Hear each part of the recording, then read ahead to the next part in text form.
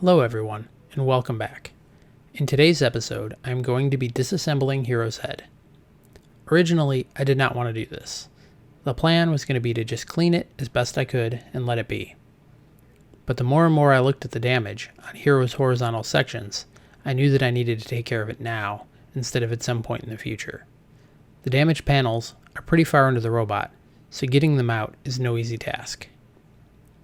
Inside Hero's head are several sensors and input devices. The first is a keypad and display on the top of his head, which allows for program entry and mode changes.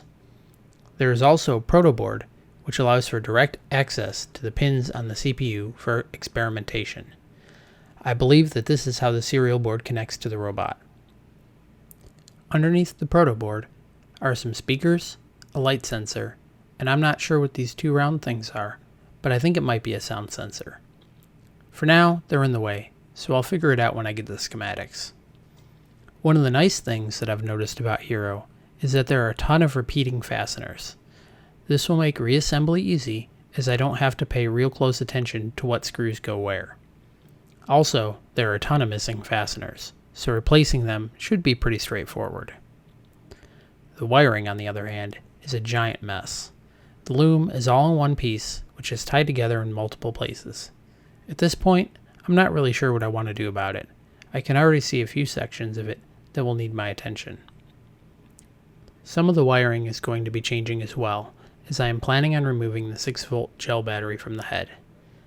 I am doing this to lower Hero's center of gravity and to move to a more modern battery. My tentative plan is to use 2 drill batteries in the base, which will give easy access for recharging. I may end up having to weigh down the base, as the new batteries are much lighter than the originals. By removing the battery from the head, I will gain a little bit of space, which I intend to use for an upgrade. Now, I don't want to take away from Hero's charm by adding too many features, but there's one that I think will be a huge value added without sacrificing the originality of Hero. I am going to add an ESP32 to the head and tie it into the serial communication board so that I can talk to the Hero wirelessly. Being able to load files on the fly through my phone or laptop will make demonstrations run more smoothly. I don't think that the addition of this feature takes away from what Hero is. All processing will still be done on the original hardware, and I am doing it in such a way that it will not be a permanent modification should I ever choose to go back to the original configuration. Now, as you can see, I'm getting pretty close to having the head removed. I push all the wires into the body and out of the way while I unhook the Lazy Susan from the body.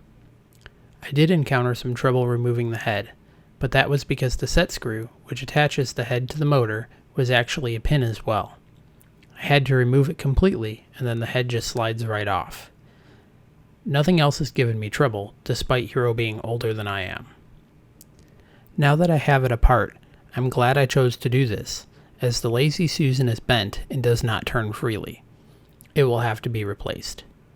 Lucky for me, it is stamped with the manufacturer, which is Triangle Manufacturing Company from Oshkosh, Wisconsin. And the bearings are still available for under $10. I think that Heathkit did a pretty good job with the design of this robot, as it is really simple to disassemble. I can only hope that reassembly will go as well. If you enjoy this content, please take a moment to like this video and subscribe to my channel. My video release schedule is every Tuesday and Thursday at 1 p.m. Central Time. In the next episode, we'll be going through and disassembling Hero's body in order to gain access to the other 2 damaged panels. Until next time, thanks for watching.